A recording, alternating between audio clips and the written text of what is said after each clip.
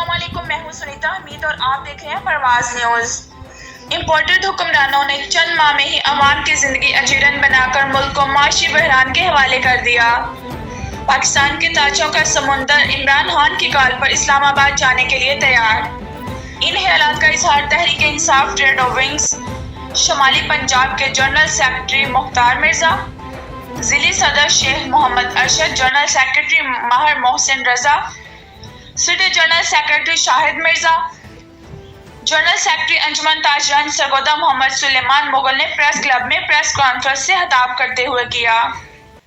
انہوں نے کہا کہ عمران خان کی قیادت میں حکومت کرونا وبا کے باوجود عوام کے مسائل حل کرنے اور ان کا معیار زندگی بہتر بنانے کے لیے انقلابی اقدامات کر رہی تھی، لیکن امریکی سازش کے تحت امپورٹڈ اور نااہل چوروں کو ملک و قوم پر مسلط کر دیا گیا۔